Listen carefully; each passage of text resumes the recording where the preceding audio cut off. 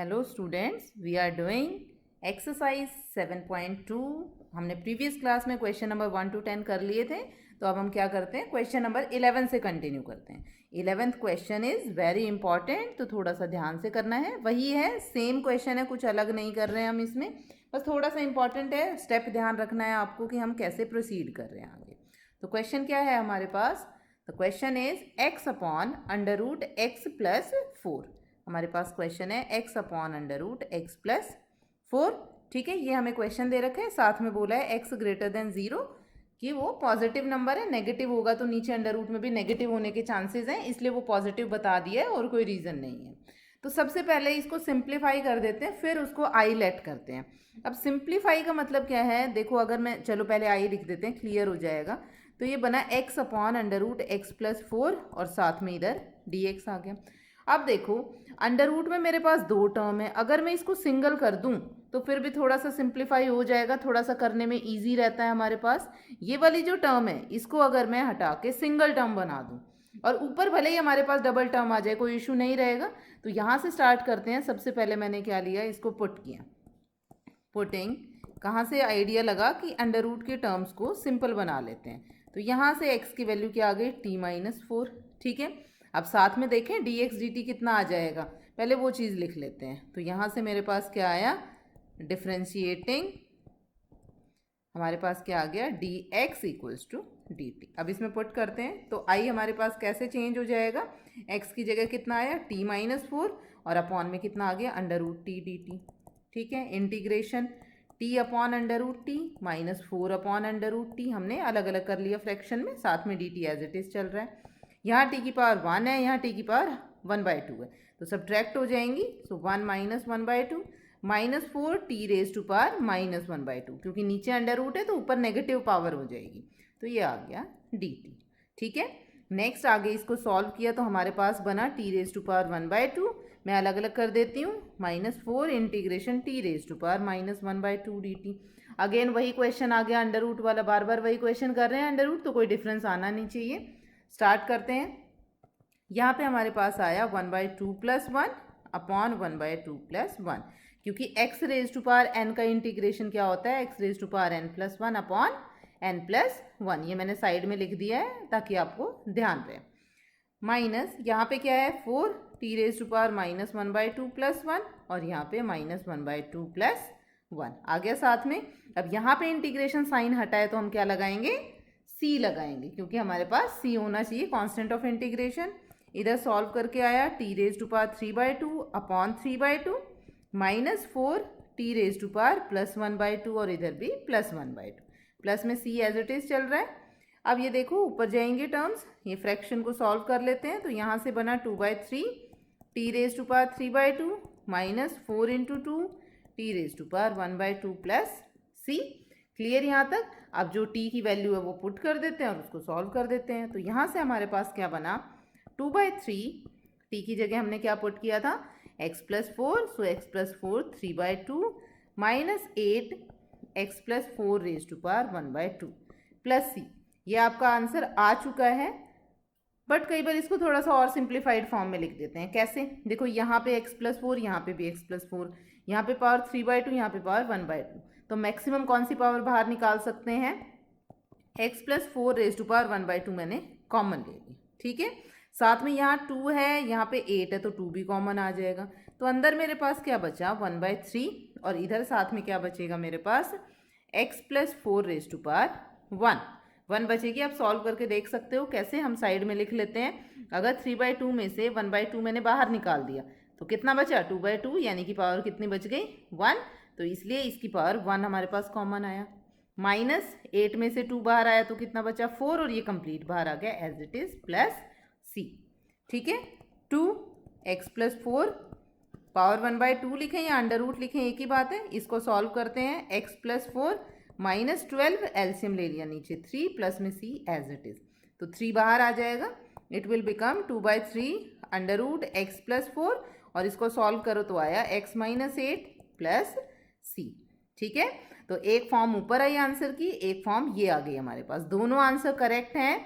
अगर आपको कुछ भी प्रूव करने को नहीं बोला तो आप यहाँ पे छोड़ सकते हैं अगर आपको पर्टिकुलर आंसर प्रूव करने को बोला है तो आपको इस स्टेप तक प्रोसीड करना है। देखा, सेम वही क्वेश्चन था, बट स्टेप थोड़ा सा ध्यान रखना था कि हमें क्या पुट करना है। Now we will move to the question number 12। अब क्वेश्चन नंबर 12 हमारे पास क्या दे रखा है, मैं डायरेक्ट लिख रही हूँ, i equals to integration of x cube minus 1 raise to power 1/3 into x raise to power 5। ठीक है, क्लियर यहाँ तक। अब आप देखो हमें क्या पुट करना है, कैसे पता चलेगा। ऑब्वियसली जो हमारे पास अनसिम्प्लीफाइड फॉर्म होती है ना, हम ज़्यादा उसी पे प्रोसीड करते हैं पुट करने में। तो यहाँ पे हम पुट कर सकते हैं एक्स क्यूब माइनस 1, या एक्स क्यूब को भी पुट कर सकते हैं। बट एक चीज़ देखने वाली है, इधर है एक्स की पावर 5, तो क्या एक्स की पावर 5 को ब्रेक किया जा सकता है? अब मैं एक्स की पावर 3 को पुट करने का सोच रही हूँ, तो एक्स की पावर 5 को कैसे ब्रेक कर देंगे, एक्स की पावर 3 इंटू एक्स की पावर 2, ऐसे ब्रेक हो जाएगा। तो फिर देखते हैं आगे प्रोसीड करके क्या होता है। तो यहाँ पे मैंने लिखा putting x raise to power 3 equals to t. आप -1 को भी साथ में लेके टी पुट कर सकते हो और सिंपल भी ले सकते हो, कोई इशू नहीं है यहाँ पे। तो यहाँ पे आया डिफरेंशिएटिंग बोथ साइड्स। आपको एक एक स्टेप इतना क्लियर लिखना है कि एग्जामिनर को सोचना ही ना पड़े कैसे प्रोसीड कर रहा है। तो यहाँ पे इसका डेरिवेटिव क्या आया, 3x² into d x equals to d t. अब देखो अगर मैं एक्स की पावर 5 को ब्रेक करती हूँ तो x² तो dt में चला गया, तो हम मतलब यहाँ पे ब्रेक करके लिख सकते हैं। तो मैं इसको नेक्स्ट स्टेप में क्या लिख रही हूँ, equals to integration x cube minus 1 its power 1/3 into x cube into x² dx। ये लिख दिया हमने साथ में। अब यहाँ पे हमारा y क्या बन गया, बट 3 नहीं चाहिए हमें, तो यहाँ से मेरे पास क्या आया, x² dx equals to dt upon 3 लिख दिया। तो हमारे i में क्या चेंजेस आएंगे, therefore i will become x cube की वैल्यू क्या है, t -1 रेज टू पावर 1/3।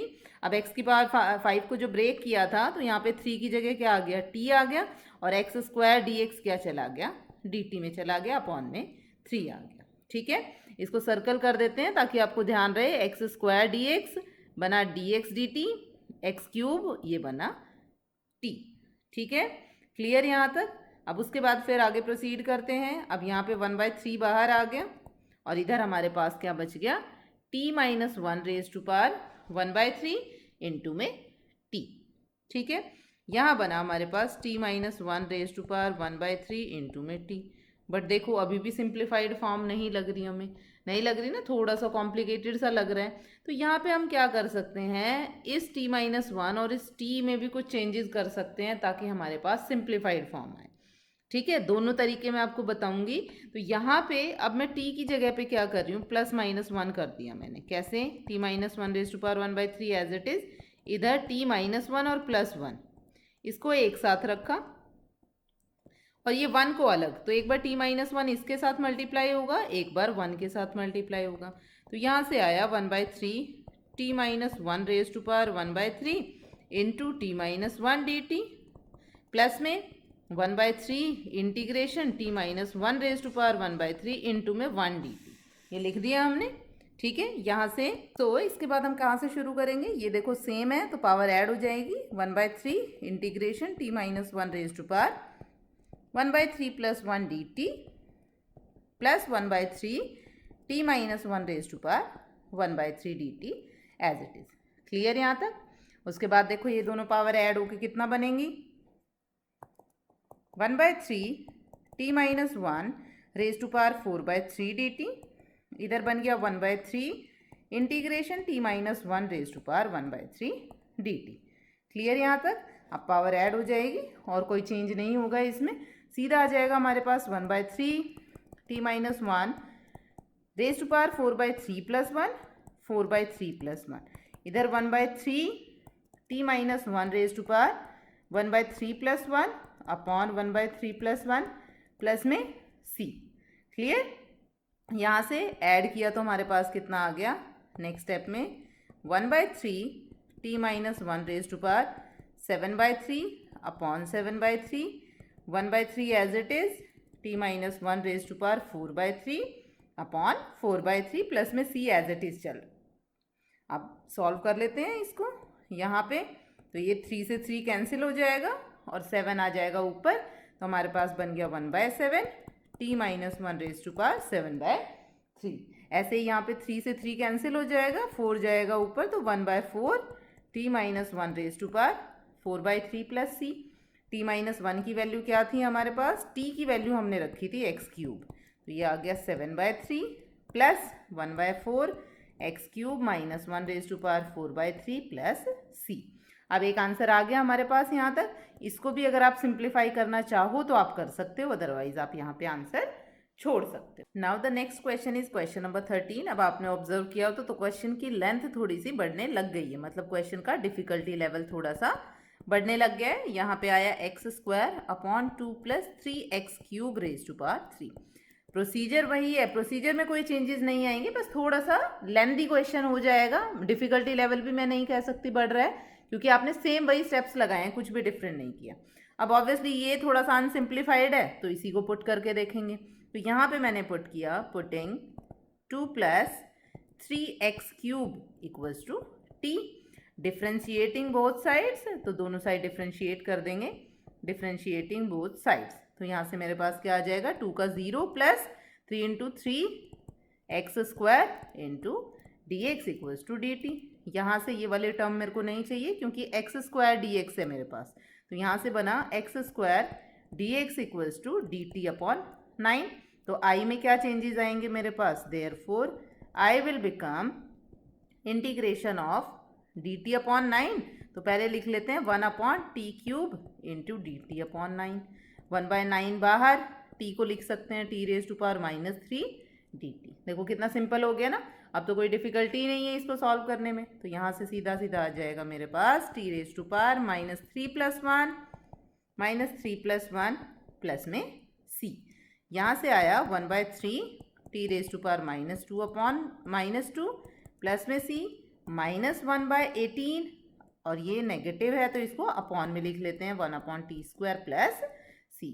ठीक है, अब बस t की वैल्यू पुट करनी है, आंसर हमारे पास आ गया। तो आंसर विल बी -1/18, t की जगह हमने क्या पुट किया था, 2 + 3x³ और स्क्वायर प्लस c। आंसर आ गया। देखो कितना सिंपल हो गया क्वेश्चन हमारे पास।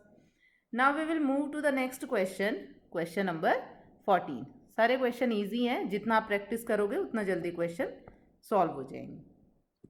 i = integration 1/x log x⁻m, x would be positive क्योंकि log x दिया हुआ है यहाँ पे, इसलिए x > 0 हमें साथ में गिवन है।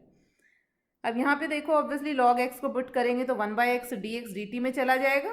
तो यहाँ से मैंने पुट किया, सेम इसी टाइप का क्वेश्चन हम पहले भी कर चुके हैं। तो log x = t, this implies 1/x dx = dt, सीधा सीधा आ गया। तो यहाँ पे मेरे पास i क्या बना, इंटीग्रेशन dt/t⁻m, और यहाँ पे साथ में क्या आ गया, dt मैंने लिख दिया पहले ही, तो साथ में कुछ भी नहीं आएगा। t⁻m का मतलब ऊपर जाएगा तो नेगेटिव, यहाँ से आया इंटीग्रेशन t⁻−m dt। तो हमारे पास इंटीग्रेशन से क्या बना, इंटीग्रेशन साइन हटेगा, हम इंटीग्रेशन का फॉर्मूला लगा रहे हैं, -m + 1 प्लस में c। t की वैल्यू पुट कर देते हैं, log x (-m + 1) लिखो या 1 - m लिखो, एक ही बात है। नेगेटिव आगे अच्छा नहीं लग रहा था, इसलिए मैंने 1 - m लिख दिया, और कोई रीज़न नहीं है, आप -m + 1 भी लिख सकते हो। नाउ द नेक्स्ट क्वेश्चन, देखो कितनी स्पीड में क्वेश्चन हो रहे हैं ना, क्योंकि आपकी प्रैक्टिस बहुत ज़्यादा हो गई है। Question number 15 is i = integration x/9 - 4x² dx। अब ये तो क्लियरली दिख रहा है, x² का डेरिवेटिव x होता है, तो या तो आप कंप्लीट टर्म को पुट कर लो 9 - 4x² को, या फिर आप सिंगल x² को पुट कर लो। कंप्लीट को पुट करने का फायदा है, फ्रैक्शन में कुछ भी बचेगा ही नहीं, सिंप्लीफाइड टर्म आ जाएगी। तो इसलिए मैं क्या कर रही हूँ, कंप्लीट को पुट कर रही हूँ। पुटिंग 9 - 4x² = t, तो यहाँ से क्या आएगा, दिस इम्प्लाइज 9 का डेरिवेटिव 0 -4 × 2x dx = dt। अब हमें तो x dx चाहिए dt में सिर्फ, और कुछ भी नहीं चाहिए। तो यहाँ से मेरे पास बना -8x dx = dt, this implies x dx = dt/-8। तो अब i में देखे क्या चेंजेस आएंगे, i विल बिकम, यहाँ से हमारे पास क्या आया, इंटीग्रेशन अपॉन में बचा t × dt/-8, -1/8 बाहर, तो ये बच गया dt/t। अब dt/t है तो t का इंटीग्रेशन क्या होगा, simple log, so -1/8 log mod of t plus C, क्योंकि लॉग में क्या होगा, पॉजिटिव नंबर होगा। -1/8 एज इट इज, लॉग यहाँ पे आया 9 माइनस 4x² प्लस सी, तो ये हमारा आंसर है। Now the next question number 16। Question number 16 में क्या है, i equals to integration of e की पावर 2x प्लस 3। अब हम एक्सपोनेंशियल फंक्शन पे पहुंच गए हैं। अब e की पावर x में अगर मेरे पास सिंपल होगा तो ऑब्वियसली इंटीग्रेशन करने में ईजी रहेगा, तो क्या पुट करेंगे, इसी को पुट कर लेते हैं। यहाँ पे मैंने लिखा putting 2x plus 3 equals to t, तो यहाँ से मेरे पास क्या आया, this implies 2 into d x plus 0 equals to d t.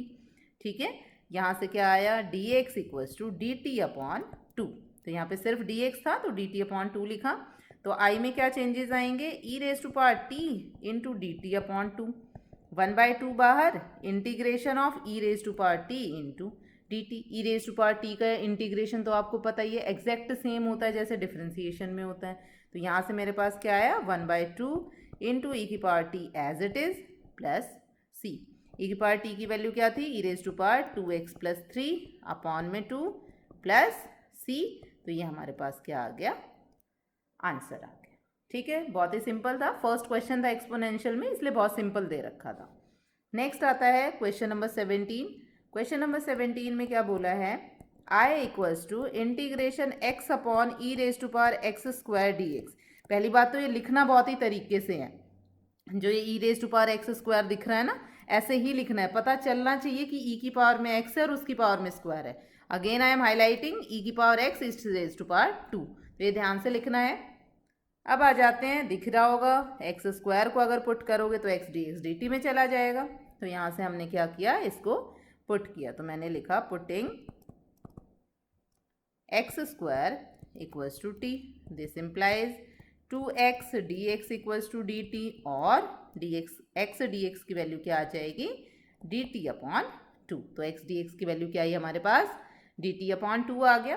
अब आगे देखते हैं, i में क्या चेंजेस आए, i will change to x हो गया dt 1 upon e raise to power t into d t by 2, 1/2 बाहर, ई रेज टू पावर नीचे t है तो ऊपर minus t into d t आ जाएगा। ठीक है, सिंपल है, e raise to power t हुए माइनस टी हुए एक ही बात है। यहाँ से 1/2 e raise to power t का इंटीग्रेशन मेरे पास क्या आया, e raise to power t upon में जो t के साथ होता है उसका डेरिवेटिव, यहाँ से क्या आ गया, -1 प्लस में c, तो ये बना -1/2 e raise to power t plus c। ठीक है, but e raise to power t नहीं लिख सकते, तो answer will be 1/2 e raise to power x² और प्लस में c, so this will be the complete answer for the question. Now further move to question number 18। इसी तरह से question चलते जाएंगे। अब हमारे पास एक्सपोनेंशियल के क्वेश्चन ज़्यादा गिवन है, tan इनवर्स x, ताकि हमारे सारे क्वेश्चन की प्रैक्टिस हो जाए। 1 + x², एक ही झलक में दिखते ही आपको पता चल जाना चाहिए कि tan इनवर्स का डेरिवेटिव तो 1 + x² होता है, तो मतलब किसको पुट करना पड़ेगा, tan इनवर्स x को। तो यहाँ पे मैंने क्या किया, putting tan inverse x equals to t, this implies 1 upon 1 + x² into dx equals to dt। Put करते हैं तो i में क्या चेंजेस आएंगे, e की पावर tan इनवर्स की जगह t हो गया और बाकी सारा चला गया dt में। कहाँ से, ये dx अपॉन ये वाली पूरी टर्म गई dt में। सिंपल क्वेश्चन, इंटीग्रेशन e की power t as it is plus में c।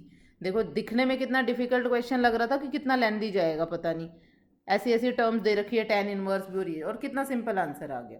तो i की वैल्यू क्या हुई, e raise to power tan inverse x plus c, ये हमारे पास i की वैल्यू है। Now the next question is question number 19। अब क्वेश्चन नंबर 19 में क्या गिवन है देखते हैं। क्वेश्चन नंबर 19 में हमें बोला है e raise to power 2x - 1 upon e raise to power 2x plus 1 into में dx। इसको आईलेट किए। अब देखो दोनों टर्म सेम टाइप की लग रही हैं, कुछ मेरे को ज़्यादा खास फर्क नहीं लग रहा, ठीक है। बट अब यहाँ पे आप ऑब्जर्व करना, ये भी आपके लिए एक तरह से इंपॉर्टेंट क्वेश्चन हो गया। क्यों इंपॉर्टेंट बोल रही हूँ, एज सच नहीं, एक स्टेप थोड़ा सा ध्यान रखना है कि यहाँ पे ई रेज टू पावर 2x है, मैं कुछ ऐसे टर्म बनाना चाह रही हूँ कि नीचे से अगर मैं पुट करूँ तो ऊपर डेरिवेटिव आ जाए उसका एज इट इज़। अब ई की पावर 2x का डेरिवेटिव तो ई की पावर 2x हो गया, बट 1 तो साथ में आएगा नहीं, यहाँ का 1 भी हट जाएगा।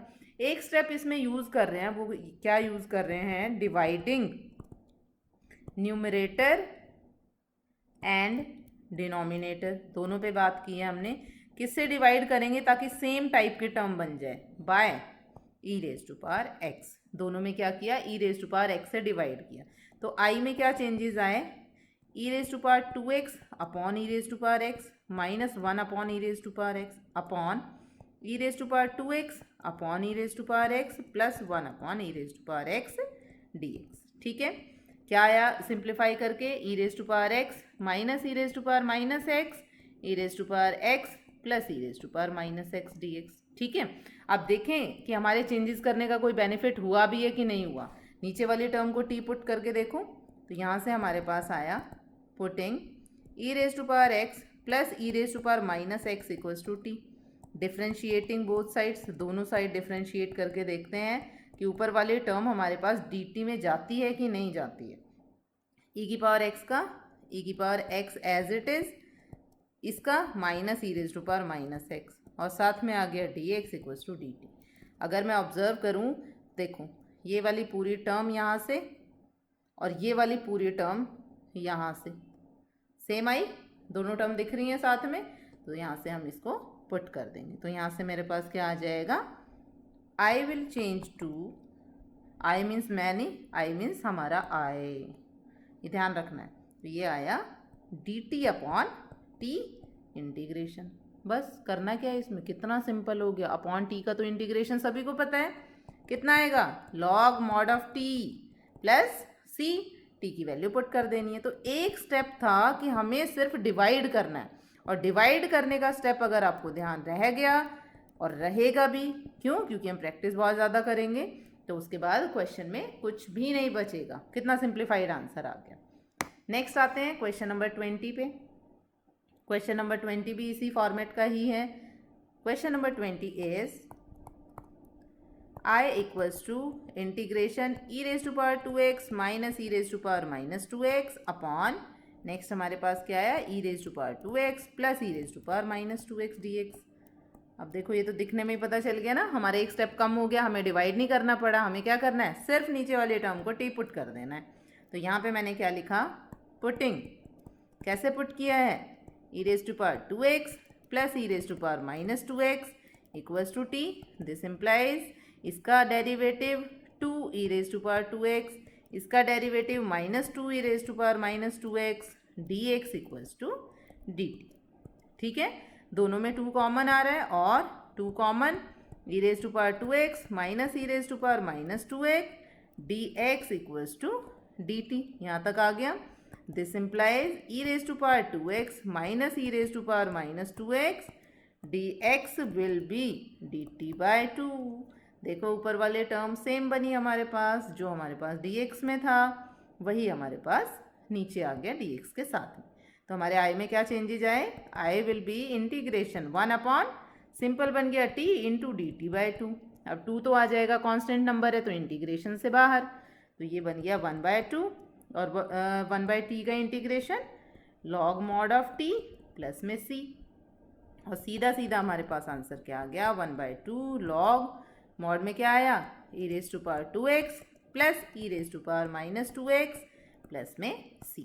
सो this will be the answer for our question. तो अब देखो हमने करते करते 20 क्वेश्चंस कर लिए हैं यहाँ पे।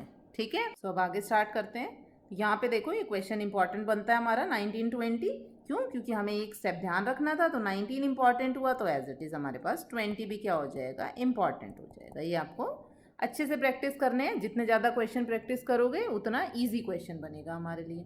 अब आ जाते हैं 21 पे। 21 क्वेश्चन क्या है, इंटीग्रेशन आई लेट कर लिया, it will become tan square 2x minus 3 into d x. अब देखो tan स्क्वायर का इंटीग्रेशन याद है किसी को, tan स्क्वायर का इंटीग्रेशन होता नहीं है, नहीं होता ना, बट हमने क्वेश्चन पहले किया था, tan स्क्वायर में आइडेंटिटी लगा सकते हैं किसकी, सीकेंड स्क्वायर की, और सीकेंड स्क्वायर का इंटीग्रेशन क्या होता है हमारे पास, सीधा सीधा क्या आ जाएगा, tan। तो इसलिए इसमें क्या करेंगे, पहले आइडेंटिटी लगाते हैं। ठीक है, आइडेंटिटी मैंने क्या लगाई, साइड में आइडेंटिटी मैं लिख देती हूँ, tan square theta equals to secant square theta minus 1, ये आइडेंटिटी हम यूज़ करेंगे। तो तो यहाँ से आई बना हमारे पास सीकेंड स्क्वायर, थीटा क्या है 2x माइनस 3 माइनस 1 और साथ में dx। ठीक है, क्लियर? यहाँ तक दोनों को अलग अलग कर लेते हैं। Integration secant square 2x minus 3 minus, यहाँ पे dx भी लिखेंगे, minus integration 1 into d x. 1 का इंटीग्रेशन तो सीधा सीधा आपको पता है कितना हो जाएगा x, और इसको सॉल्व करना है। अब इसको यहीं पे नहीं सॉल्व करने लग जाते क्योंकि साथ में दो टर्म है, फर्स्ट और सेकंड। इसका डायरेक्ट पता है, इसका डायरेक्ट नहीं पता, सब्स्टिट्यूशन से होगा। तो इसको क्या कर लेते हैं, लेट आई वन लेट कर लिया। आई हमारा ऊपर वाला क्वेश्चन था, इसको लेट कर लिया हमने i1, और यहाँ क्या हो गया x प्लस में c1 c जो भी आप लिखना चाहो। यहाँ i1 लिया है तो मैंने इसको c1 ले लिया। ठीक है, अब i1 को सॉल्व कर रहे हैं, इसको इक्वेशन 1 नेम दे दिया। i1 क्या है हमारे पास, integration secant square 2x minus 3 dx। Clearly हमें पता है सिर्फ एंगल को पुट करना है, तो मैं फटाफट लिख रही हूँ, putting 2x minus 3 equals to t। तो यहाँ से क्या आ गया 2dx minus 0 equals to dt। This implies dx equals to dt upon 2। तो यहाँ पे सॉल्व किया, तो सॉल्व करके हमारे पास क्या आ जाएगा, इंटीग्रेशन यहाँ से बना हमारे पास secant square t into d t by 2, 1/2 बाहर। सीकेंड स्क्वायर का इंटीग्रेशन क्या हो जाता है, tan t। तो यहाँ पे लिखा हमने tan ऑफ t, प्लस में कोई भी कांस्टेंट ले लो c2। ठीक है, t की वैल्यू पुट करें 1/2 into tan of 2x minus 3 plus में c2। अब इसको पुट कर देते हैं 1 में, तो यहाँ से क्या आया बाय 1 से i हमारे पास कितना बन गया 1/2 into tan 2x minus 3 plus में c2, और साथ में हमारे पास क्या था x और c1, minus x plus c1। दोनों कांस्टेंट है, दोनों को हटा के कांस्टेंट लिख देते हैं। 1/2 इंटू tan 2x माइनस 3 और माइनस x और प्लस में c। तो ये हमारा कंप्लीट आंसर आया। कांस्टेंट लास्ट में एक ही रखना है, दोनों कांस्टेंट नहीं छोड़ने हैं, अदरवाइज वहाँ पे भी मार्क्स डिडक्ट होंगे आप लोगों के। ठीक है, तो नेक्स्ट आता है हमारे पास इसी तरह क्वेश्चन नंबर 22। ये भी इजी था, नेक्स्ट वाला भी इजी ही बनेगा। Question number 22 is secant square i equals to integration secant square 7 minus 4x into d. ठीक है, लिख दिया हमने यहाँ तक। सीकेंड स्क्वायर का इंटीग्रेशन तो आपको पता ही है, सीधा सीधा tan होता है, तो ये एंगल पुट करना है बस यहाँ पे।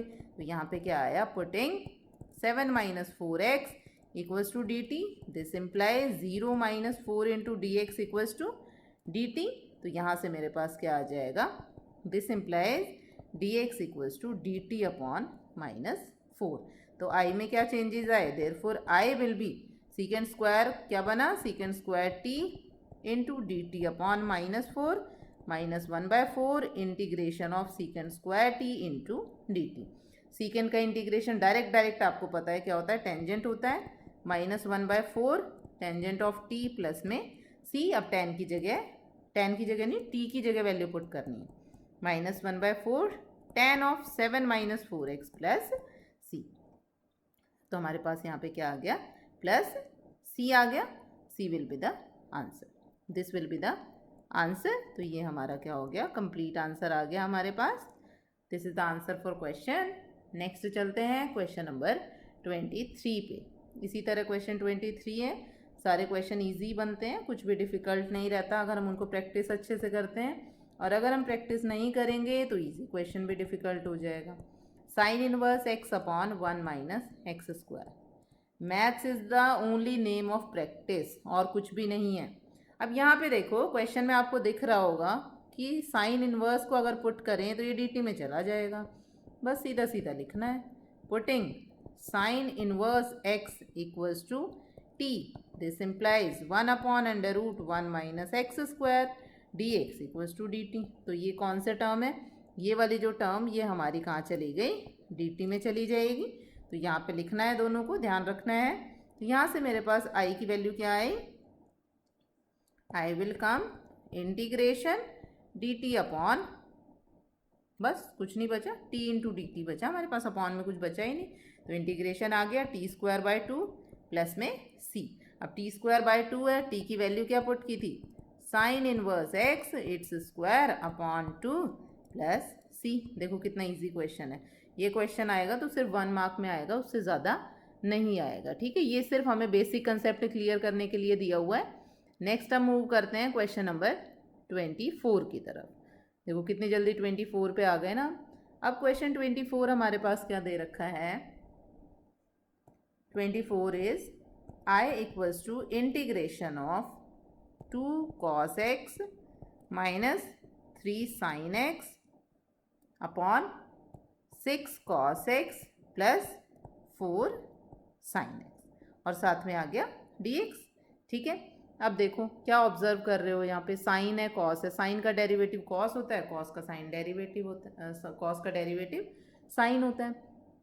कॉस का साइन हो सकता है, साइन का कॉस हो सकता है। एक बार पुट करके देख लेते हैं क्या बनता है कि नहीं बनता है, और कुछ कॉमन आके कोई चीज़ बनती है तो बनाते हैं, अदरवाइज छोड़ते हैं। पहले तो मेरे को दिख रहा है इन दोनों में 2 कॉमन आ रहा है, तो सबसे पहले तो मैं वही लिख रही हूँ, 2 cos x minus 3 sin x upon 2 common लिया, 3 cos x plus 2 sin x ले लिया कॉमन। एक बार इसको पुट करती हूँ मैं ताकि फ्रैक्शन रिमूव होए, फिर देखेंगे क्या चेंजेस करना है।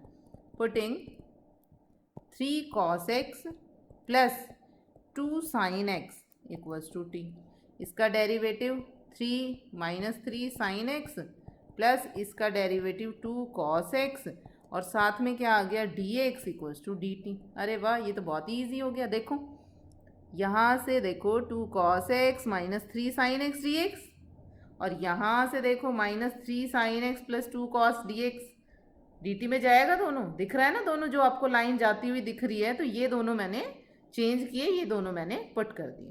तो यहाँ से मेरे पास आई में क्या चेंजेस आए, integration dt upon 2 into t आ गया simple, integration 1/t into d T.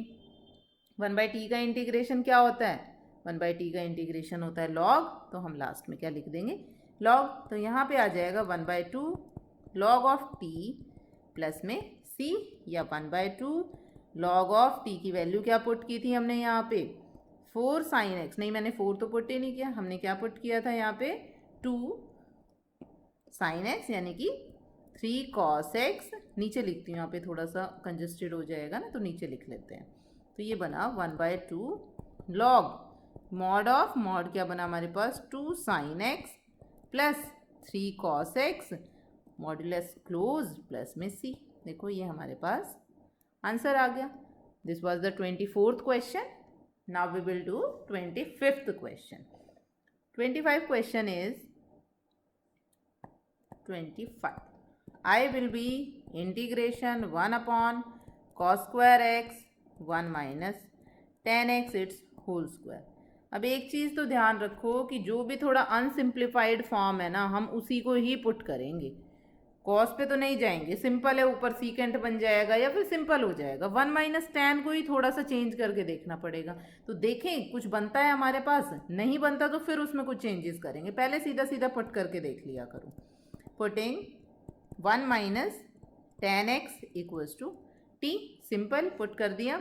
Differentiating किया both side, differentiating both sides, तो यहाँ से हमारे पास क्या आ जाएगा, 1 का derivative 0 minus secant square x d x equals to d t. ठीक है, क्लियर यहाँ तक। डी एक्स की वैल्यू क्या आ जाएगी हमारे पास, डी एक्स छोड़ो, हमें क्या बनाना है, हमें बनाना है डी एक्स, और इधर से क्या आना चाहिए कॉस स्क्वायर एक्स, ये बनाना है हमें साथ में। तो डी एक्स के अपॉन में कॉस स्क्वायर चाहिए, तो पहले बनाए, यहाँ पे अपॉन में कॉस स्क्वायर बनता है, सीकेंड को चेंज कर सकते हैं, minus D x upon cos square x बन गया इक्वल्स टू डी टी, बन गया ना बिल्कुल एग्जैक्ट सेम। तो यहाँ से मेरे पास आया d x upon cos square x equals to minus d t. Clear यहाँ तक। देयरफॉर आई में क्या चेंजेस आएंगे, इंटीग्रेशन डी एक्स की जगह बन गया, सीधा सीधा मेरे पास आ जाएगा, किसकी जगह पुट किया था 1 माइनस टेन एक्स की जगह, तो 1 अपॉन 1 माइनस टेन एक्स की जगह टी स्क्वायर इंटू में माइनस डी टी। ठीक है, माइनस बाहर लिख दिया, integration t raise to power minus 2 into d t. तो यहाँ से क्या आया हमारे पास, minus t raise to power minus 2 plus 1 minus 2 plus 1 plus में c, minus t raise to power minus 1 plus c, minus minus plus हो गया, और ये बन गया 1/t प्लस सी, क्योंकि t⁻⁻1 थी तो 1/t लिख दिया। t जो भी लेट किया था वो वहाँ पे वैल्यू वापस पुट कर दो, 1/1 - 10x प्लस सी। ये हो गया हमारा क्वेश्चन नंबर 25। तो हमने आज कहाँ से क्वेश्चन किए हैं? हमने क्वेश्चन नंबर 11 से क्वेश्चन नंबर 25 तक फिनिश किया इस क्लास में। अच्छे से प्रैक्टिस करना, बहुत ही इजी और इंटरेस्टिंग क्वेश्चंस हैं। इसके बाद हम question number 26 onwards next class में कंटिन्यू करेंगे। Thank you.